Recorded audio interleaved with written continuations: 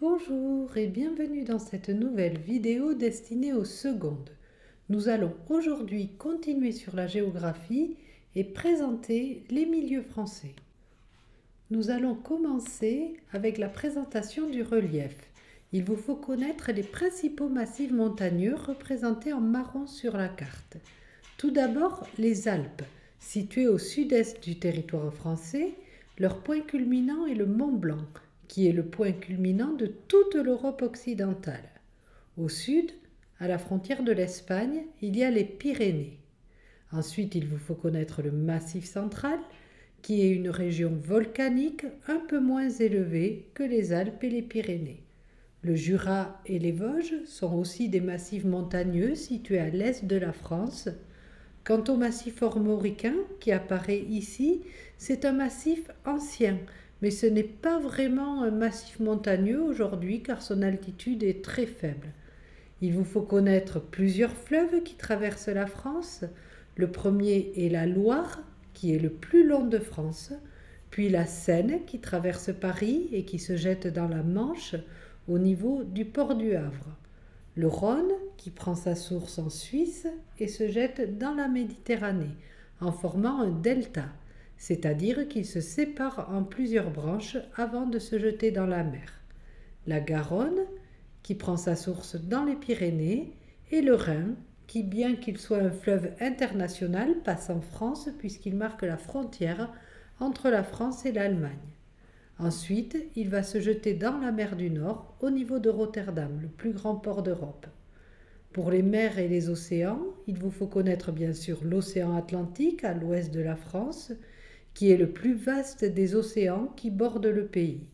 La mer Méditerranée au sud, connue pour son climat ensoleillé et ses plages, la Manche qui sépare la France du Royaume-Uni et qui est une mer qui relie l'océan Atlantique à la mer du Nord, et la mer du Nord d'ailleurs, qui borde les côtes de l'extrême nord de la France.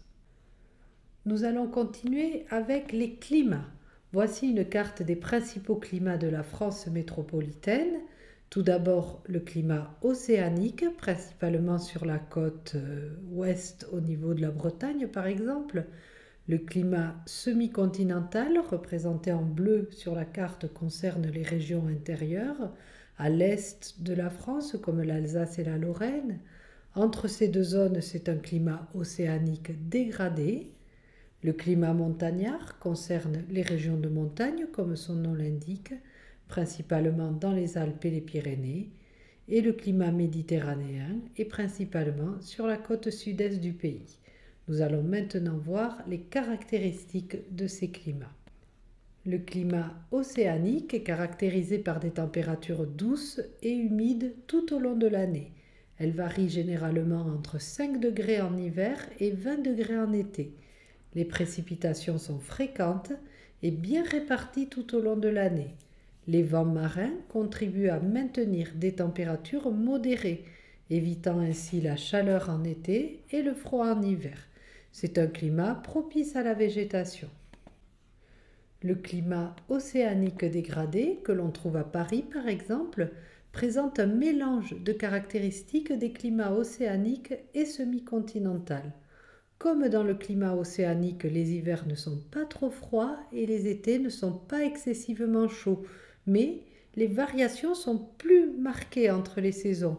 Il peut y avoir tout de même des températures qui descendent en dessous de zéro en hiver, alors que cela reste rare dans le climat océanique pur. Le climat semi-continental est celui de l'Alsace ainsi que d'autres régions à l'est de la France.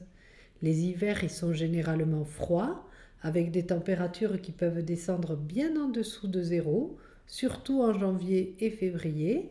Les étés y sont chauds, avec des températures qui atteignent souvent 30 degrés ou plus, particulièrement en juillet et août. Cela crée un contraste marqué entre les saisons. Le climat méditerranéen est caractérisé par des étés chauds et secs.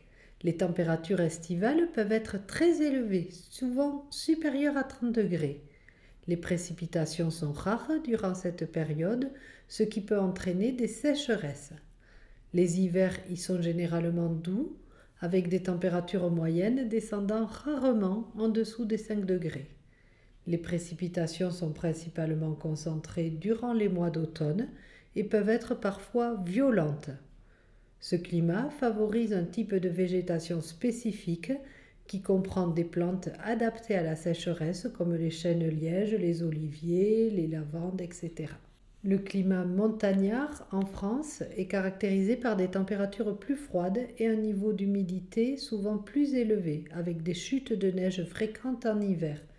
En effet, avec l'altitude, les températures diminuent et les précipitations augmentent. Les hivers sont donc plus longs et rigoureux, tandis que les étés sont plus courts et souvent frais. Pour terminer cette présentation des milieux, nous allons parler de la France d'outre-mer. Il vous faut bien connaître les 5 DROM, les départements et régions d'outre-mer, que j'ai encadrés sur le planisphère. Il s'agit de la Guadeloupe, la Martinique, la Guyane en Amérique et de Mayotte et la Réunion dans l'océan Indien. La France d'outre-mer abrite plusieurs volcans actifs. Il vous faut connaître les principaux. Le Piton de la Fournaise à la Réunion est l'un des volcans les plus actifs au monde, avec des éruptions fréquentes. Il est en activité presque chaque année.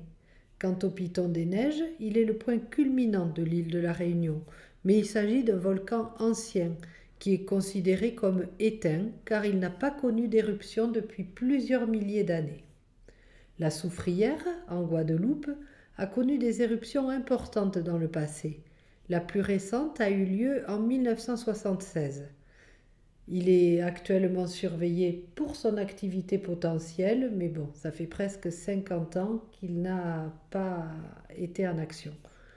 La montagne Pelée, en Martinique, est célèbre pour son éruption dévastatrice de 1902, qui a détruit la ville de Saint-Pierre. Bien qu'elle soit actuellement considérée comme inactive, elle demeure un volcan potentiellement dangereux. Nous allons maintenant parler des climats de l'outre-mer. Donc la Guyane possède un climat équatorial, caractérisé par une forte humidité et des températures élevées tout au long de l'année.